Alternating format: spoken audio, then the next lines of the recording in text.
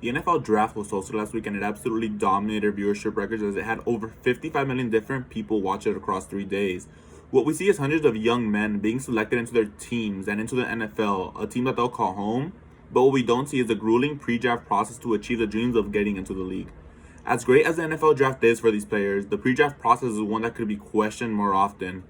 From questions about crime to minority players, an undeniable gaze on the bodies of young men, to racial disparities, there is an underlying message in the NFL draft that highlights the power dynamic between owners, executives, players, and minority players in the National Football League.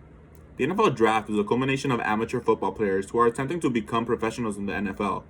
This is significant for most players because the majority of these players will go from being unpaid college athletes to multimillionaires seemingly overnight. So the NFL draft process is one where players are tested mentally and physically. The judgment that is placed upon these players is so strenuous that one may even conclude that they're oppressing and discriminatory towards the players. The worst part is that there is no way around this process, as the NFL draft and free agency are the only ways for players to get an opportunity to break into the league. This discrimination and oppression towards players begins with the way that the bodies of these athletes are viewed, and the value placed on these players. For time constraints, I will not be covering my third piece of evidence, which is the racial disparity in the league. So the gaze placed upon the players of prospective NFL stars is troubling to learn of and to listen to. During the NFL Scouting Combine, which is essentially a testing area for the top prospective players, the players are put through a series of tests. They are tested on their strength, speed, agility, and they have their body measurements taken.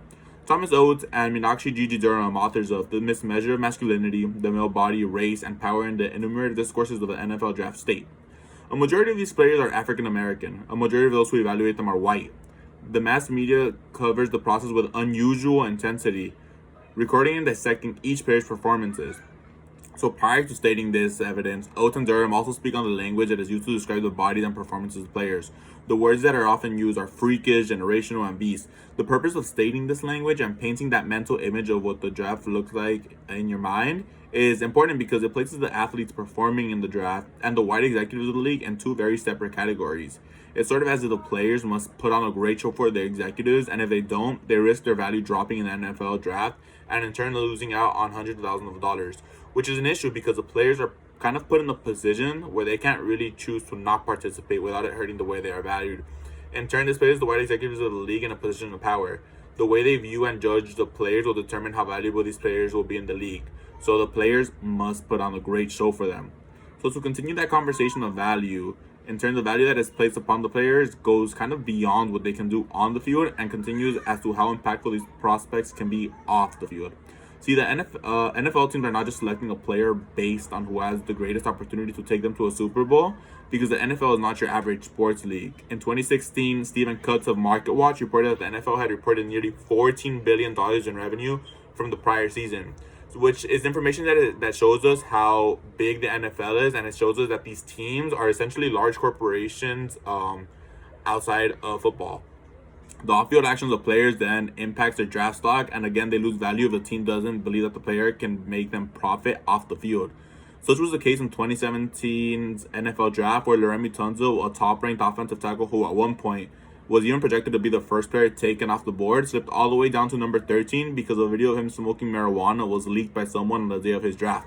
The events are documented by Kevin DeSaggio of Laremy Tunsil, the NFL Draft and Social Media Lessons for Student Athletes, where he writes, as the video circulated across the Twitter sphere, Tunsil watched. As pick after pick, his name was not called. The Ravens, who were in the market for an offensive tackle, passed with the 6th pick. For a few weeks ago, several outlets had Tunsil as a top overall pick. Last night, he dropped to 13th with the Miami Dolphins.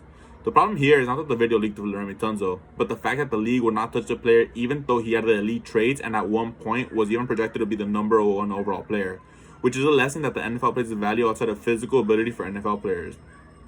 So looking back at the questions that NFL players are asked during the NFL pre-draft process, or the way that every move prospects make at the combine is analyzed, paints a larger picture as to what the NFL actually is.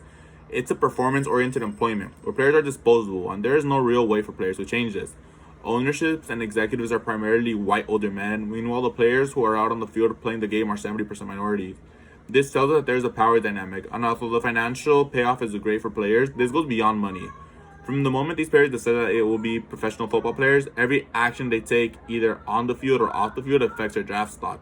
And unless the white executives allow players to have a seat at the table, these players will just be playing for the white men.